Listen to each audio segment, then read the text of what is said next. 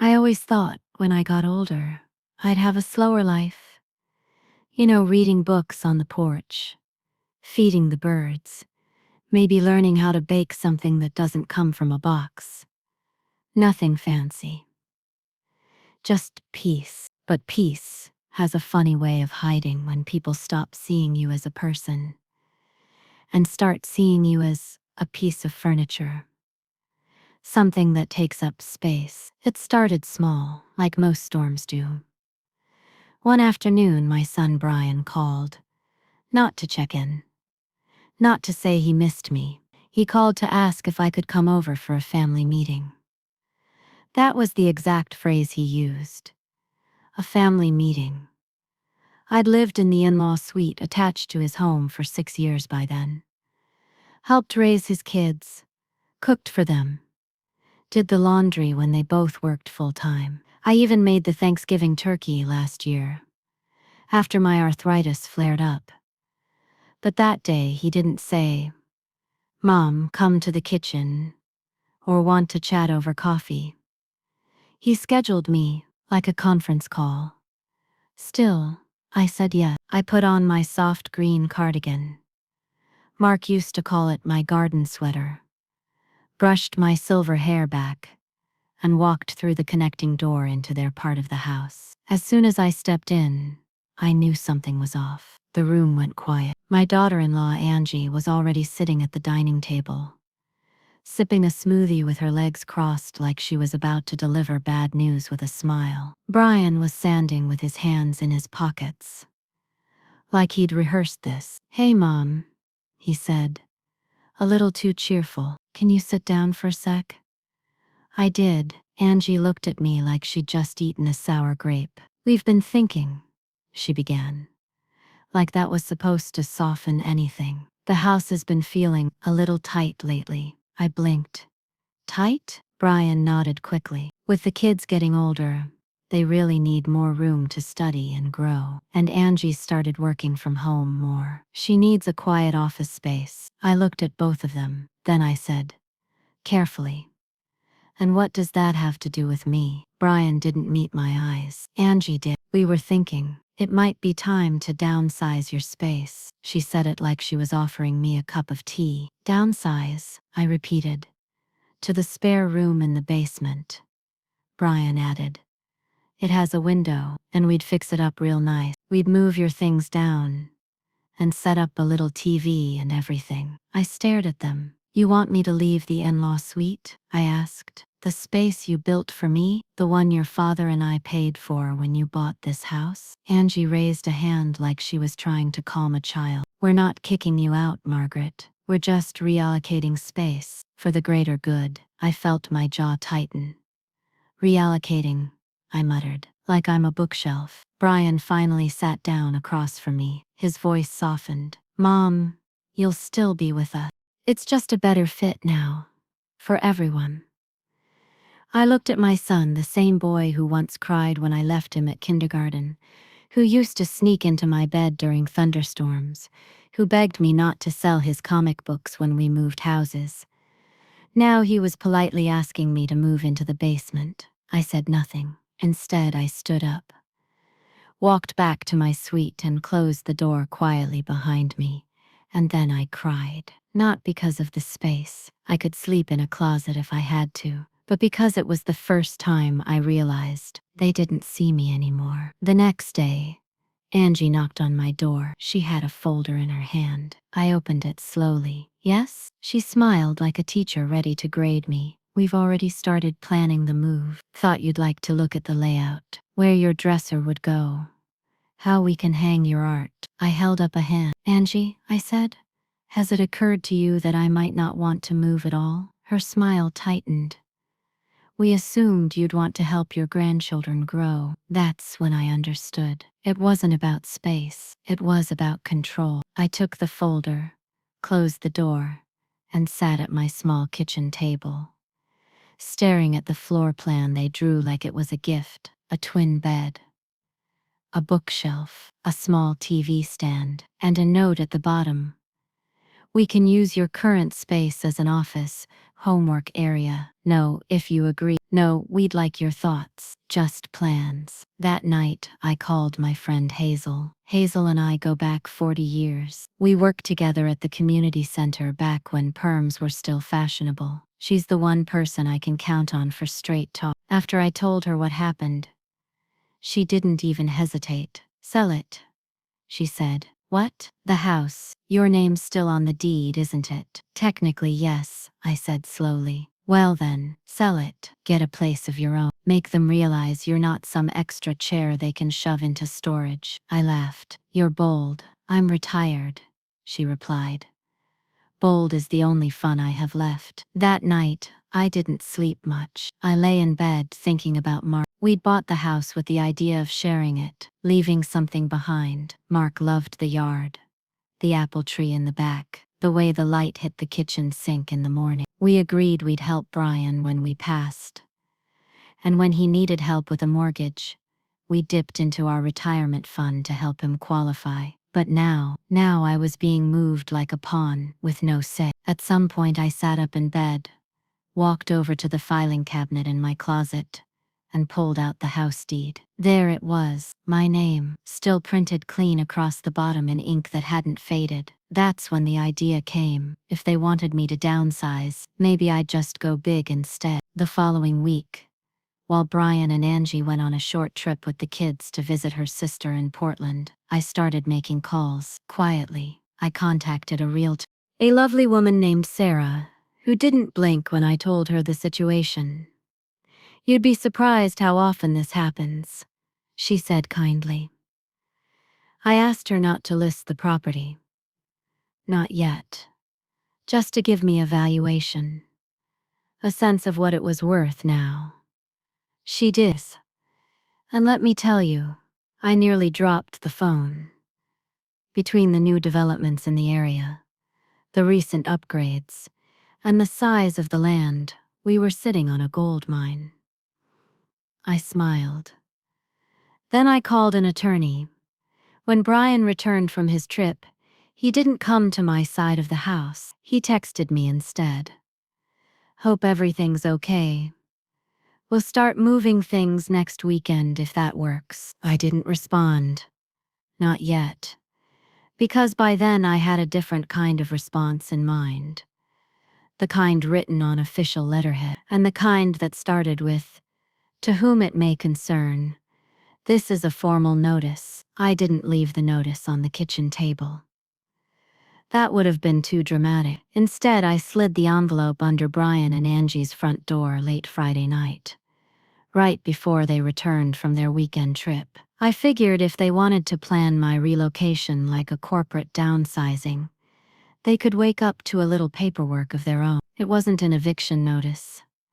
Not yet, just a formal letter from my lawyer, stating that the property was under review for a potential sale, and that any significant changes to the home or its occupants would be considered in breach of co-ownership obligations until the review was complete.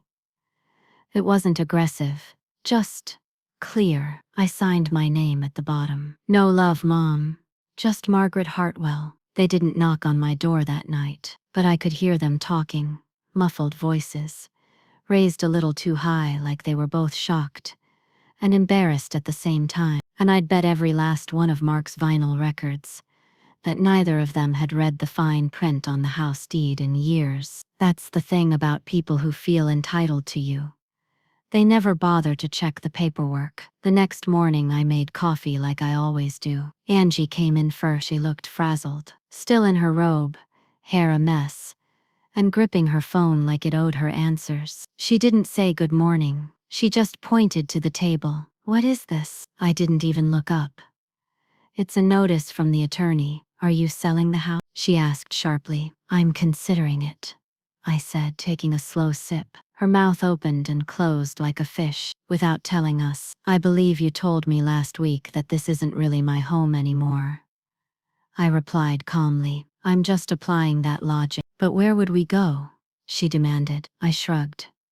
Maybe the basement? She stormed out. Brian followed a few minutes later, more careful, more controlled. Mom, he started. Can we talk? Of course, I said, motioning to the chair across from me. He sat. I didn't know you felt so blindsided. You should have said something before hiring a lawyer. I did, I said plainly. You just weren't listening. He rubbed his forehead. I thought this setup was working. You had your own space. You're close to the kids. Angie just.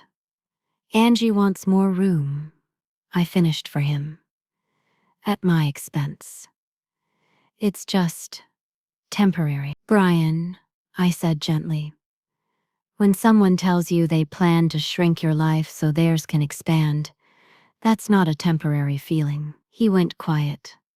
I'm not trying to kick you out, I continued, but I am tired of being the invisible helper who gets reallocated when she's no longer convenient. He swallowed hard. So what are you saying? I'm saying I'm weighing my options. Maybe I sell, maybe I stay. But from now on, decisions about this home won't be made without me. He looked down at his hands. I could tell it hit him harder than he expected, and I didn't feel the need to soften the blow. Over the next few days, something interesting happened. Angie stopped speaking to me altogether. She passed me in the hall with a thin smile and never asked if I wanted to join dinner again. Brian grew quieter too. The kids, however, were the same. Eli still came to show me his drawings, and Nora asked if I could help braid her hair before school picture day. And I did, because I wasn't punishing the children. I was protecting their grandmother. Hazel called again. So, she asked, how's it going being the silent sword in the house? I laughed. They're rattled. I can feel it. Like someone shook the snow globe and they don't know where the pieces will land. You going to go through with it? The sale? I haven't decided. I'm not sure I want to leave this place. Well, honey, Hazel said, you don't have to leave it to make a statement. You just have to remind them you could. That stuck with me, that night. I went into the walk-in closet in my suite. I reached behind the old shoeboxes and pulled out a small wooden box. Inside were the spare keys, not to the current house, but to the lake cabin. Mark and I had bought it before we passed retirement age, dreaming of weekends by the water. After he died, I couldn't bear to go back, but I'd kept the place, paid the taxes quietly, let the real estate value grow while everyone else forgot it existed. It had 2 bedrooms, a view of the lake, and a porch swing that still creaked like it remembered us. I ran my fingers over the keys and smiled. They had tried to shrink my world, but I held the key to something bigger. I didn't say anything to Brian or Angie. Instead, I made a quiet trip up to the cabin that weekend, cleaned the dust off the counters, aired out the linens, sat by the window, and watched the water move like it was trying to tell me I hadn't missed a thing. It felt like breathing for the first time in years. By Monday morning, I'd made a decision, not out of anger, but out of clarity. I drove back to the house, walked into my suite, and began packing. Not everything, just enough. Clothes, my favorite book, Mark's photo. The rest could wait. Brian found me mid-morning. Where are you going? He asked. Eyes wide. I'm not selling the house, I said. He blinked. You're not? No, I replied. You are. He looked stunned. What? I handed him a folder. Inside were the documents listing my 70% ownership stake and the contact information for my real estate attorney. You can buy out my share if you want, or we can put it on the market. Your call. He opened and closed the folder like he was hoping it would disappear. I don't understand, he said finally. I'm not being downsized, I said. I'm just upgrading my view. He didn't speak. I walked to the door, picked up my bags and paused. Oh, and before you worry too much, I added, the cabin by Willow Lake, still mine, fully paid off. I'll be there. You know, just in case you need help reading the fine print next time. And then I left. The drive to Willow Lake felt like something from an old country song. Rolling hills, faded barns, a lone hawk circling overhead. I hadn't been to the cabin in almost 8 years, not since the last anniversary I spent up there, alone, the year after Mark passed. I remember sitting on the porch swing in July staring out over the lake, asking the wind if I was still needed anywhere. That question had finally been answered. And now here I was, needed nowhere, but still holding keys that meant something. The cabin sat just above the shoreline, nestled behind 2 tall oaks that swayed like old friends welcoming me home. It was simple. White shutters, blue door, a little chipped around the edges, but solid where it mattered. I unlocked the door, stepped inside and stood in silence. It still smelled faintly of cedar and lemon oil. Mark always insisted on wiping the floors with that stuff.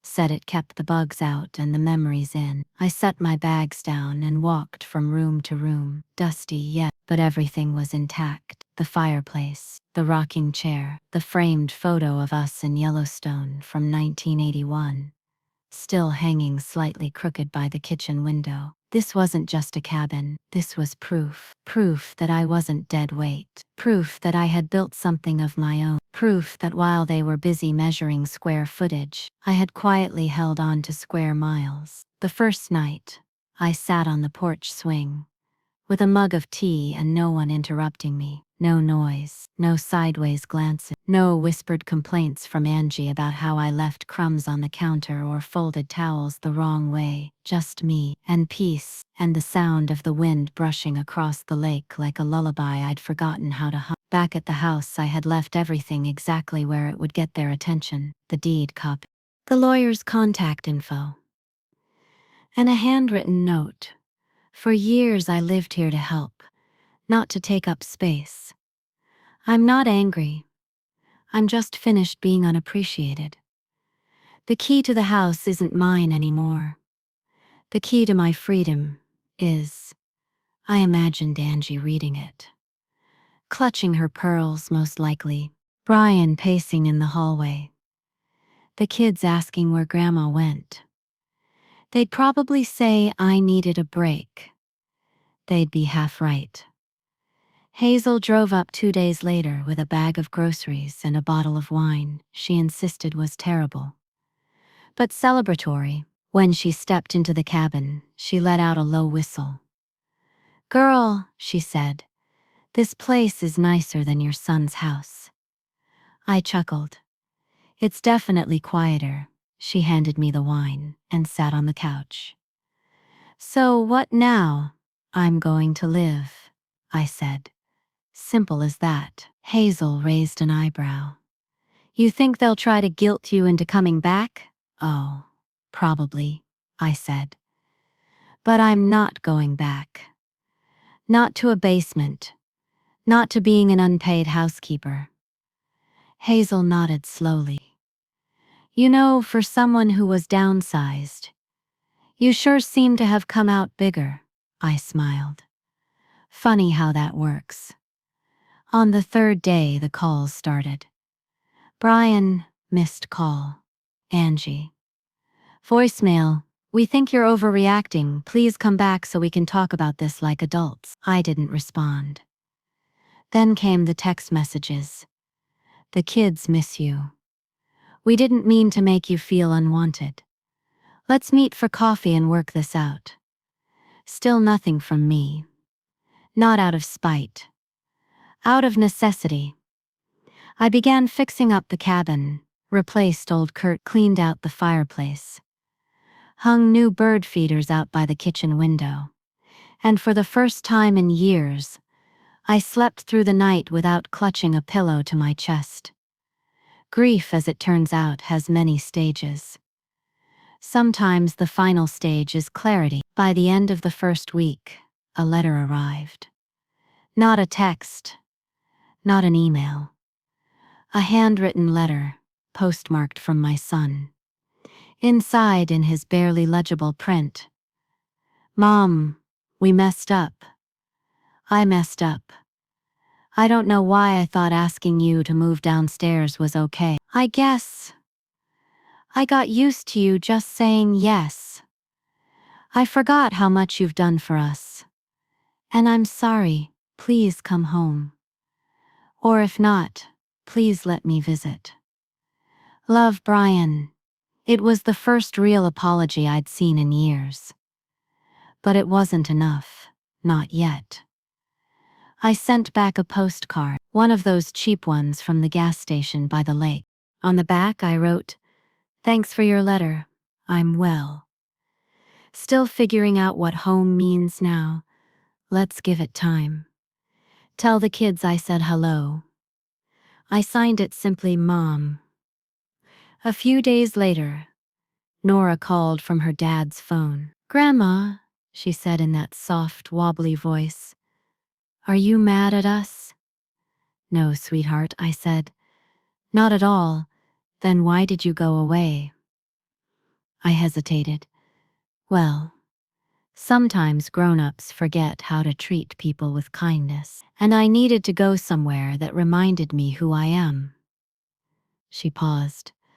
"I miss your pancakes. I miss yours more," I said, swallowing the lump in my throat. "Can I come visit?" "Someday soon," I said gently. "Okay," she whispered. That night I looked out over the lake and thought about everything. How easy it was to let people shrink you. How hard it is to reclaim your space once it's been taken. And how sometimes the only way to be seen again is to walk away. I wasn't trying to make anyone suffer. I was just tired of living in a house where my worth had an expiration date. Now I had a view. Now I had time. Now I had a key to something they never expected, my own beginning. The third Sunday I spent at the lake was the quietest day I'd had in years. No calls, no texts, no one knocking on my bedroom door asking if I'd seen the remote or if I could fold the laundry, or just watch the kids for an hour. It was silent in the best way, like the world had finally agreed I deserved rest. I made myself blueberry pancakes that morning, not because I had to, but because I wanted to. I listened to an old jazz record on Mark's dusty turntable. The cabin, once a place of old grief, was beginning to breathe again. So was I. That afternoon I found a box labeled "Cabin Things" in the storage shed out back. It was filled with random odds and ends we'd left behind over the years.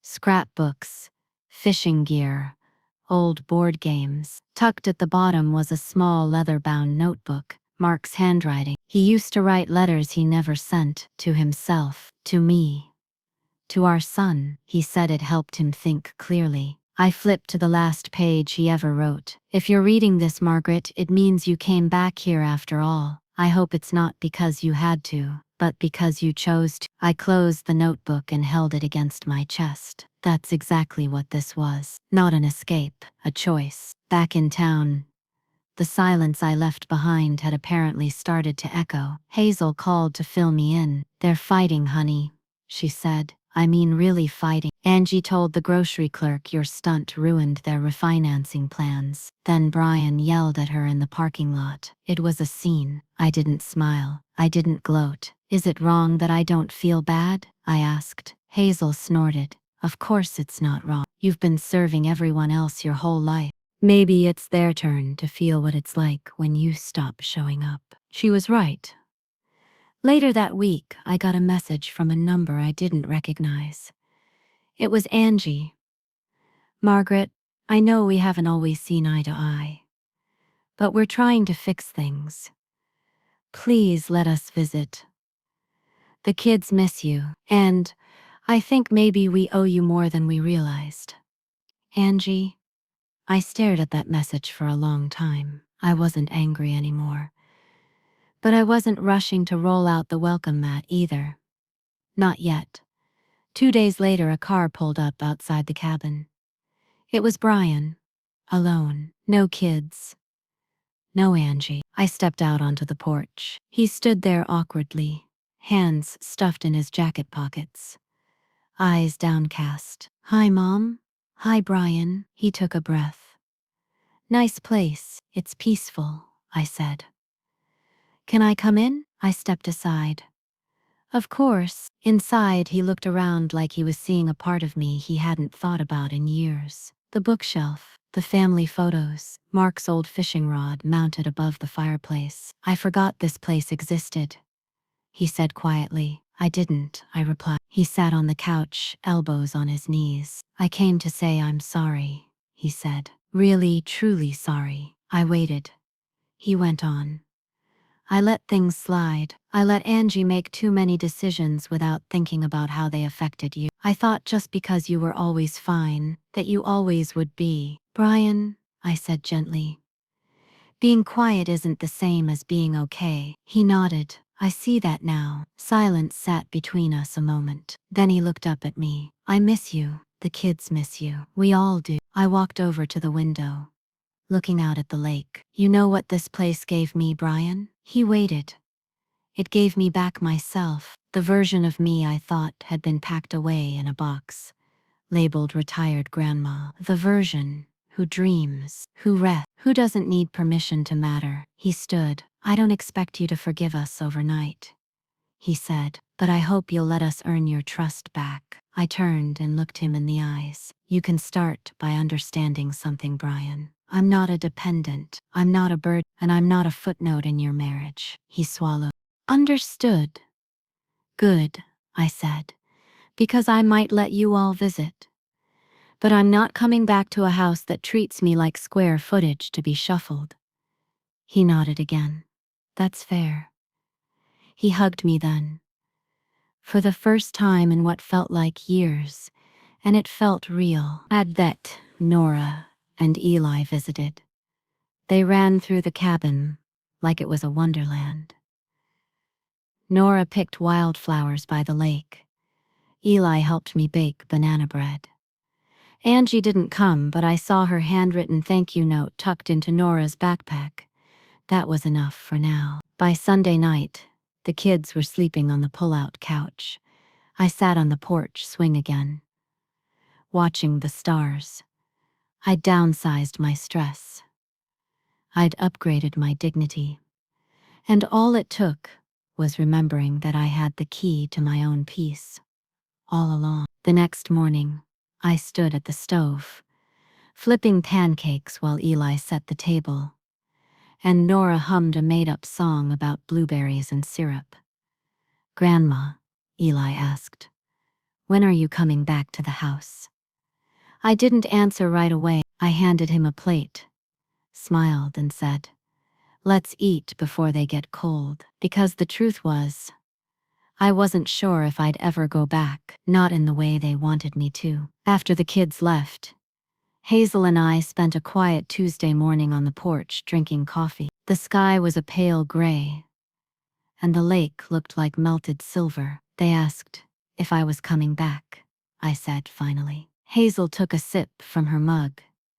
And I didn't answer. She chuckled. You old mystery novel, you. It's not about being cryptic, I said. It's about not rushing forgiveness. Not this time. She gave a soft nod. You've always been gracious, maybe too gracious. I looked down at the mug in my hands. It's strange. I raised my son to be kind, and he is deep down. But somewhere along the way, he got too comfortable seeing me as convenient. Hazel leaned back. It happens. People think love is automatic, especially from mothers. They think they can keep taking without ever refilling the well. And now the well's dry, I said. No, she corrected.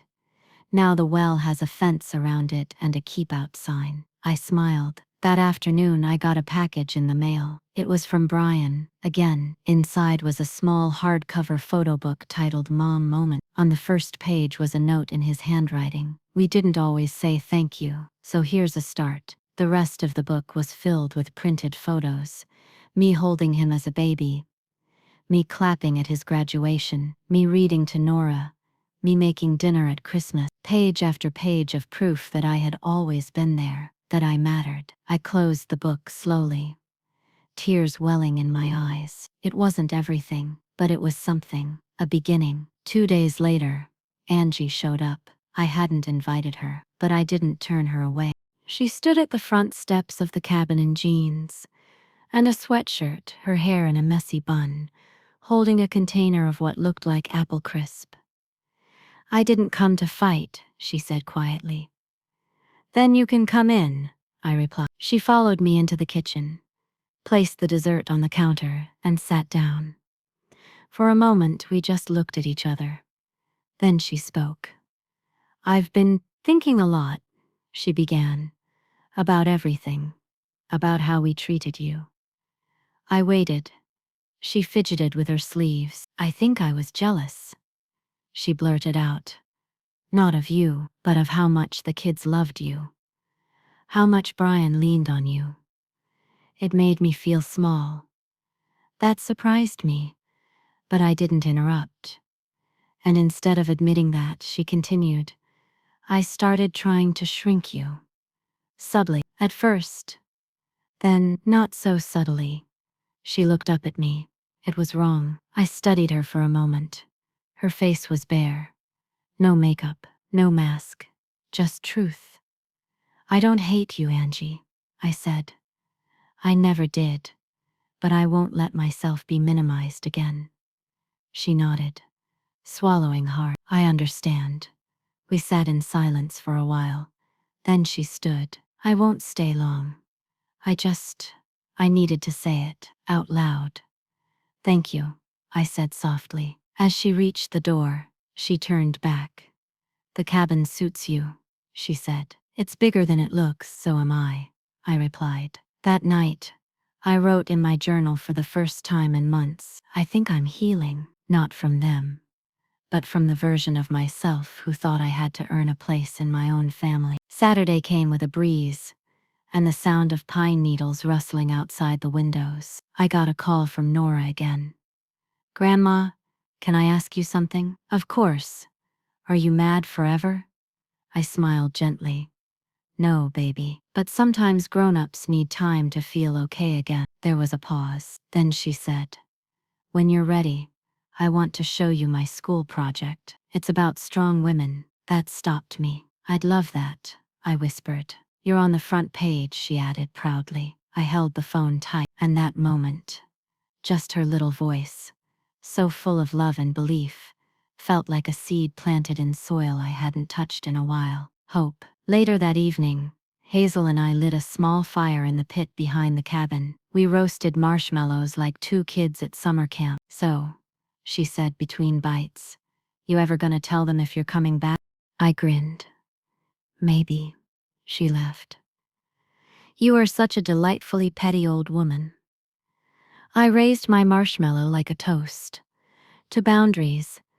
To second acts," she said. We clinked our sticks together. Before bed, I stood on the porch again, looking out into the dark. The stars above Willow Lake were bright and unashamed. For so long, I had made myself smaller, took up less space, lowered my voice. Now I was rebuilding. Not just my independence, but my worth. Brick by brick, word by word. And tomorrow they'd call again. They'd ask the same question. "When are you coming back?" And I'd answer the same way I had been, with a quiet smile and the sound of a key turning in my lock. It was late September when they finally made the drive together. The trees were starting to turn.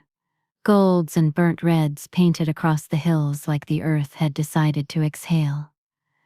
I was sitting on the porch swing with a book and a blanket when the gray SUV rolled up the gravel drive. Hazel, who was inside prepping lunch, peeked through the screen door. "That them?" she asked. I nodded, slow and steady. "That's them." Brian stepped out first, dressed like a man trying not to look too polished.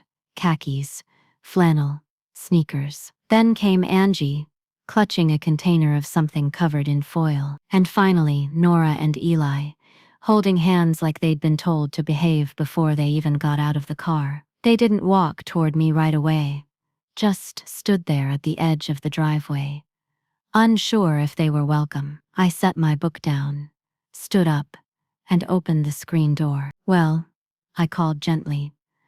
"You coming in, or you planning to camp out there?" That broke the tension. Nora sprinted up the steps, and threw her arms around me. Eli followed. Brian and Angie came up more slowly. Angie holding out the foil container. "I brought apple pie," she said quietly. "Store-bought, but I picked the good one." I took it with a nod. "Thank you." Brian cleared his throat. "We were hoping we could spend the afternoon. Talk." I stepped aside. "Come on in." The kids settled on the porch, with Hazel, who was more than happy to supervise them roasting marshmallows before lunch. Meanwhile, Brian and Angie sat across from me at the cabin's small kitchen table, shoulders stiff like they were bracing for impact. "I'm not here to demand anything," Brian started. "I just want you to know. We've been talking a lot about what happened, about what we missed." Angie looked down at her hands. "We've been selfish, blind. I got so caught up in what I thought we needed. I forgot what you gave." I didn't interrupt. Brian continued. "We've been seeing a counselor. For us, for the family, and I'm embarrassed to say this, but that counselor had to explain that mothers aren't property or utility." I raised an eyebrow. "It took a therapist to say that?" Angie winced, but Brian managed a weak smile.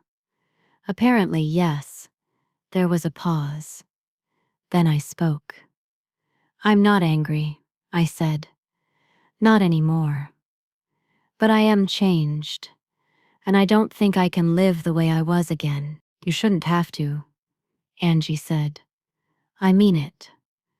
Brian leaned forward. "We're not asking you to come back. We just want to rebuild something better.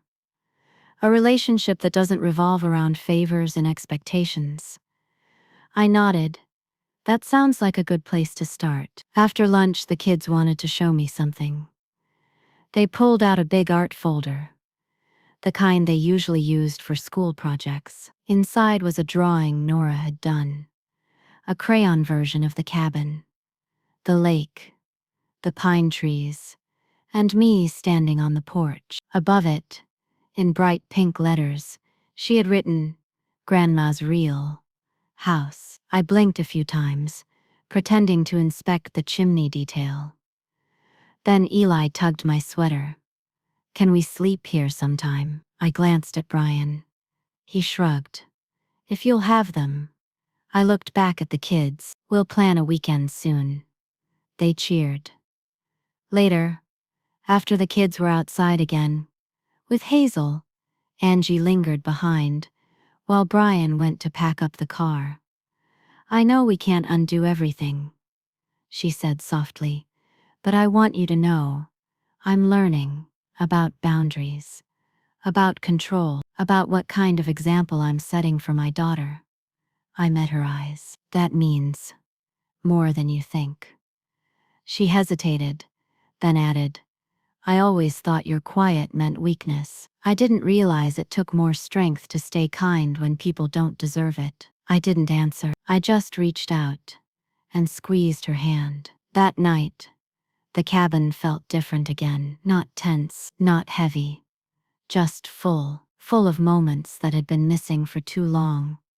Full of small apologies that finally felt sincere, and full of a quiet truth. I had changed, but maybe they had too. The next morning, after breakfast, the kids gave me big hugs and loaded into the car. Brian gave me a lingering glance before starting the engine. "We'll keep trying," he said. "No pressure, no expectations, just let us show you we mean it." "You've got time," I said. "Use it well." And then they were gone. Hazel walked out onto the porch with a second cup of coffee. "You okay?" she asked. I sat back on the swing. "I think I'm better than okay." She sipped her coffee. "They finally came around." I smiled. "They finally stopped seeing me as a fixture and started seeing me as a person." About time. That afternoon, I made a list. Not chores, not errands. Just a list of things I wanted to do with the time I had reclaimed. Replant the flower beds. Take a pottery class. Visit Charleston like we always said we would. Host a family dinner, but only if I invite them. Write something. Maybe a book. Maybe just letters. I stared at that last one for a while. Then I grabbed a pen and wrote, "Dear Margaret, you did good. You waited. You walked away when it counted. And look what happened. You found peace. You taught them how to treat you. And most importantly, you remembered who you were. Keep going.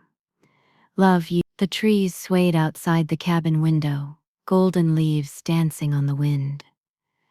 And for the first time in a long time, I didn't feel like anyone's backup plan. I felt like the main character in my own story. The first time I ever truly saw myself as more than just Grandma was not in a mirror.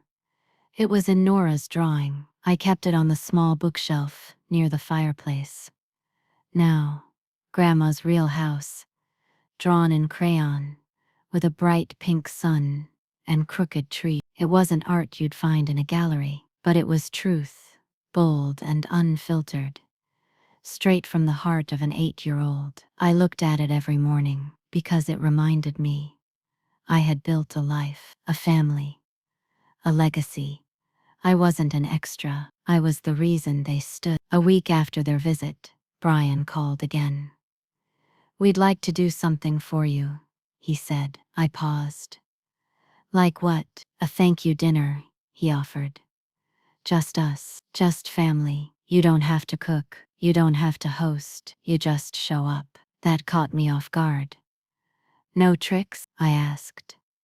"No tricks," he promised. I agreed cautiously. They picked a small restaurant on the edge of town. Nothing fancy, but clean and quiet, with big windows that looked out onto a grove of maple trees. I arrived a few minutes early, as I always did, and found the table already set. Brian and Angie stood when I walked in. Nora ran over to hug me, Eli close behind. The hostess smiled at me. "Your family said you're the guest of honor tonight." That felt strange, but good. Dinner was peaceful. No tension, no hidden agenda. Angie didn't try to impress me with forced smiles. Brian didn't dodge hard conversations. And the kids, bless them, chattered about school and Halloween costumes, and which animal I would be if I were a cartoon character. Apparently I'm a wise owl with reading glasses and a walking stick. Midway through the meal, Angie stood up and cleared her throat.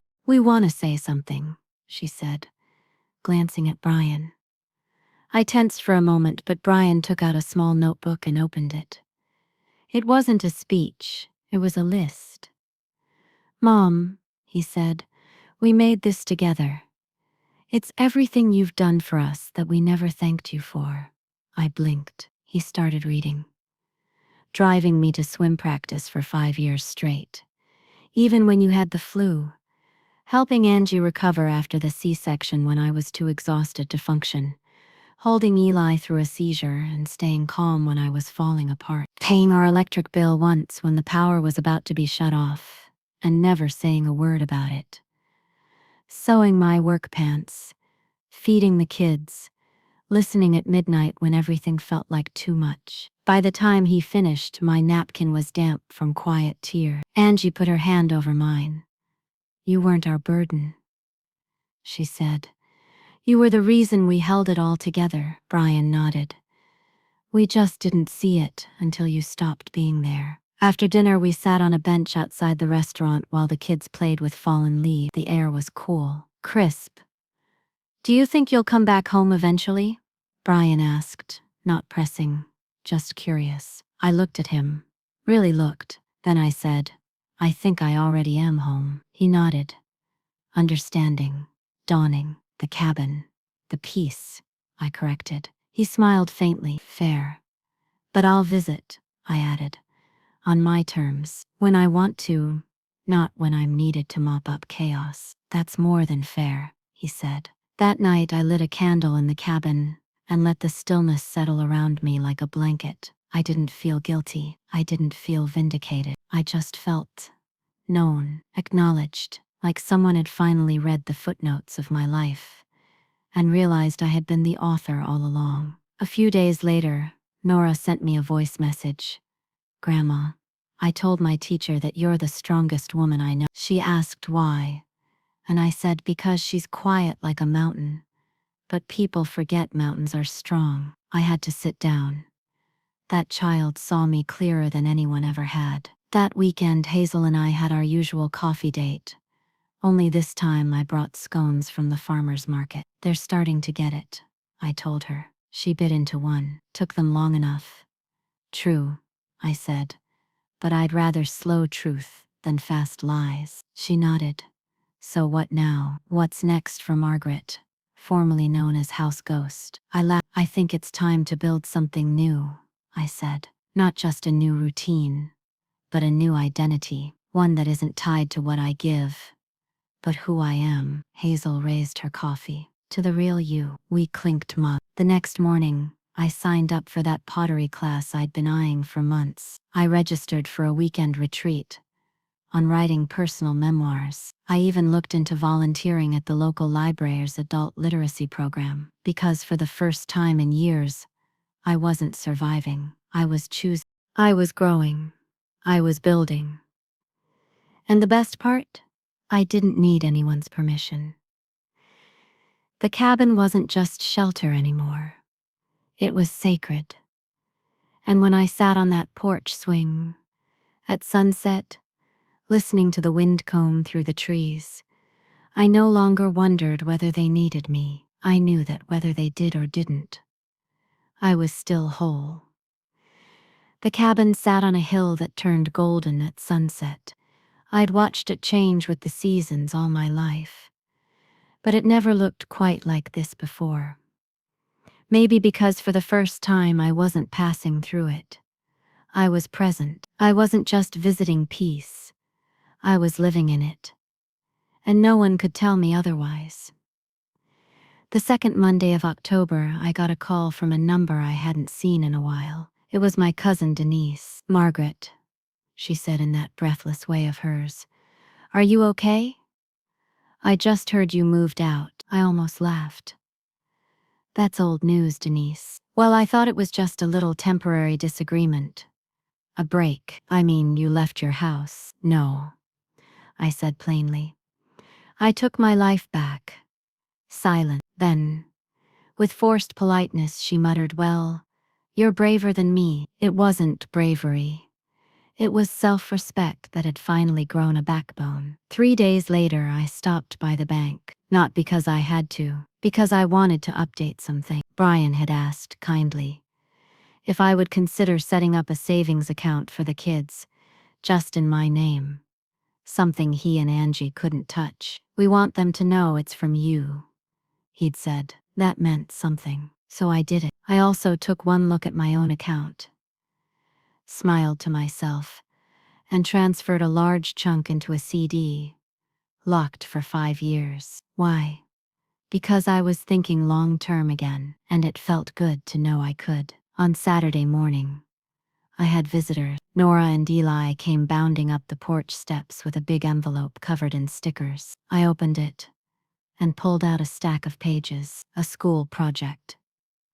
Our family tree. At the top was a crayon drawing of a tree, and at the roots my name. Not at the side, not an afterthought, right there at the base. Because everything grows from Grandma, Nora explained. That's what Daddy said. My throat tightened. I'd spent so long thinking I was the dead limb they were trying to prune. Turns out I was the roots all along. That evening, Brian stayed behind.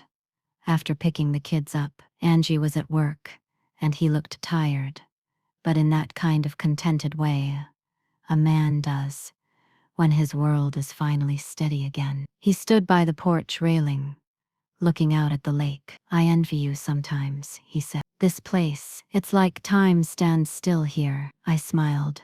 Time's just quieter. Doesn't mean it's not moving. He looked at me. You ever think about selling it? I turned toward him slowly. Don't even finish that sentence. He chuckled. Fair. Then he got serious. I'm glad you didn't let us keep taking from you. I wouldn't have changed if you hadn't made me uncomfortable. That's how people grow, I said. Friction. He nodded. I don't want my kids to think love means sacrifice without limits. They won't, I said. They've seen what it looks like now. Someone drawing a line and still loving on the other side of it. On Sunday, Hazel and I baked a pie. We were planning a small gathering at the cabin. Just close friends and a couple of family members. Nothing big, no performance, just connection. Hazel rolled out dough while I mixed cinnamon into the apples. "You think you'll ever move back?" she asked casually. I shook my head. "Even if I did, it wouldn't be to that house. That chapter's closed." She paused, then said with a grin, "You know, I've lived in this town 52 years, and I've never seen someone go from downsized to upgraded like you did." I laughed. I didn't get smaller when I left. I remembered how big I'd always been. The gathering was simple. A table set on the back deck with mismatched chairs, paper napkins, plastic cups, and laughter that came without effort. Angie came with the kids, carrying a homemade salad. Brian brought sparkling cider. Nora handed out name cards she'd made with construction paper and glitter. I noticed mine said Queen of the Cabin. I kept that one. After dinner, Brian made a toast. "To Mom," he said, lifting his glass. "Who taught us what home really means? It's not square footage. It's not who pays the mortgage. It's not even where you sleep." He looked around the table. "It's who lets you feel like you belong without ever asking you to shrink." Everyone clinked glasses. I just smiled. That night, after everyone left, I sat by the fireplace with a blanket over my knees and a notebook in my lap. At the top, I wrote, "To every woman who's been treated like she's replaceable." Then I began to write. Not about my pain, not about revenge, but about reclaiming. I wrote about learning to walk away without shouting, about the strength of silence and the power of keys turned in new locks. I wrote about how it's never too late to stop being the background of someone else's story and start being the author of your own. The next morning, I stood on the porch, steaming coffee in my hand, and watched the mist roll over the lake. I used to think I needed their approval to feel whole. Now I knew better. They hadn't downsized me. I had simply outgrown the walls they tried to keep me in. And with every sunrise over this lake, I remembered one thing. I was never small. They just never looked close enough to see how wide my roots truly ran.